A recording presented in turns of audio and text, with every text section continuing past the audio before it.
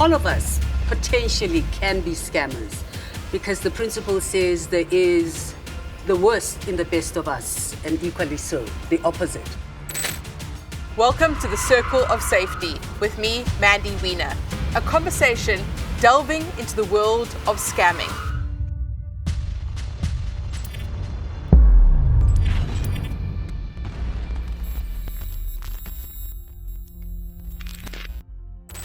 Dr. Cosi Gian, a clinical psychologist, thank you very much for joining us in the Circle of Safety. Great.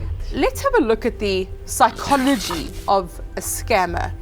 What kind of psychology is required to be able to scam an individual, scam an organization, to be able to perpetrate a crime like this? Yeah, I think a springboard for the considerations would be to say that all of us potentially can be scammers, because the principle says there is the worst in the best of us, and equally so, the opposite.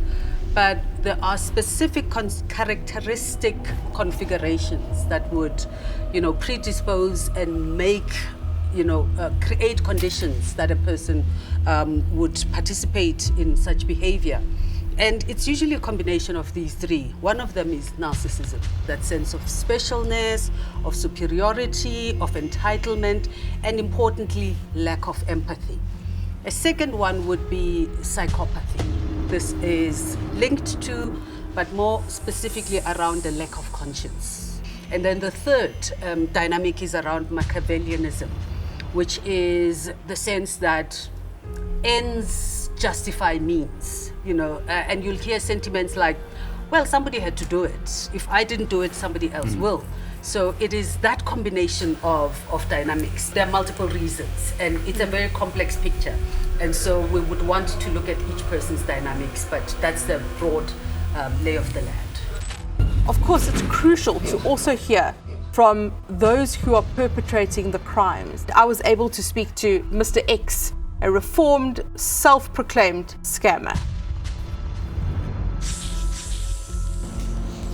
How did you become a scammer? How did you fall into this world? It started when COVID started with that whole, the selling masks and selling PPE and all those kinds of things for the COVID. I saw an opportunity to do sanitizer, and without a blink of an eye, people paid in 600,000 into my account, and with no reference number on the bank slips, no nothing. So, and immediately the bells and the whistles started going in my head that this money is untraceable, and that sparked that initial rush and that initial fire, and then from there, building all the contacts that I've built up, I just started formulating plans in terms of how to do fraud and how to scam people. Dave, you are nodding vigorously. You deal a lot with people who do perpetrate these scams. Is that accurate from your experience? What motivates people?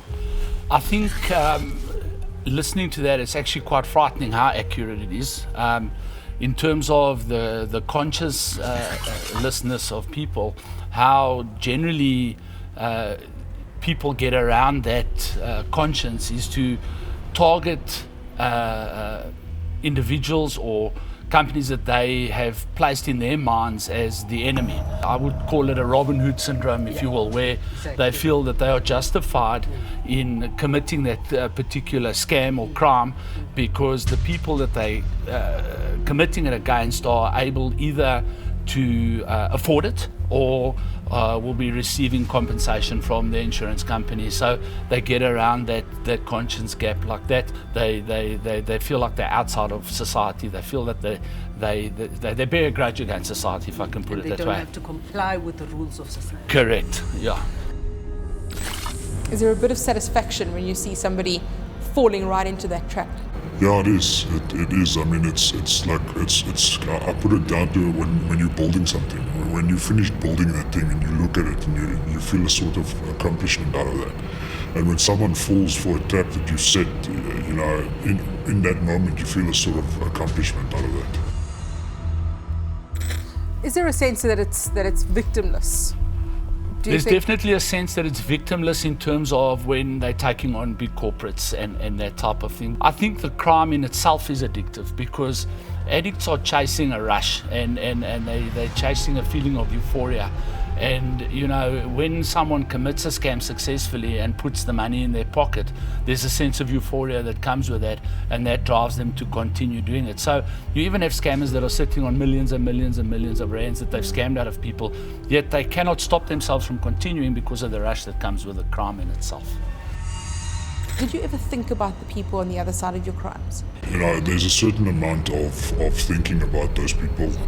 Hence, that's why I went through the immigrants. At that stage, I didn't care who was gonna get involved, and that's definitely not a victimless crime. It's still today. I think of how these people, what would happen to these people if they had to return to South Africa if they didn't make it on the other side. You know, if they come back here, they've got an absolute terrible credit score, and it's all because of things that I did, you know. Dr. Cosi, you've been a victim of a scammer. Yeah. When you look at the victim mentality, the psychology, are some people more predisposed to being scammed than others? None of us are immune. None of us are, exempted from or safe from being scammed. If we do want to try and look at what are the character traits of people that are more likely to be susceptible than the general population, it generally would be people that have some sort of character fracture or instability, or not a fully integrated sense of self. Any one of us can find ourselves in a situation, and I think the recent COVID era has taught us, many of us, how life can change and how we can run out of luck, so to speak, and find ourselves in circumstances we hadn't anticipated. How do you identify your victims? What we would look at is, like social media posts. And then once you have the details that you need, then you'll look at the trends that they have in terms of where they make loans, where they buy things, where they work. All of these details you get from social media sites, that are regularly available to everyone. So, if as a person, if you want to be safer on that side, it'll just be advisable to try and keep your personal information on these social medias as locked up as possible. Dave Barber, Dr. Cosi Gian, thank you so much for sharing your insights and your knowledge. The option that is available to you is never to be the criminal. Don't be the scammer, because it's not just a scam, it is actually a criminal act, and it can ruin your life in ways that I can't even explain.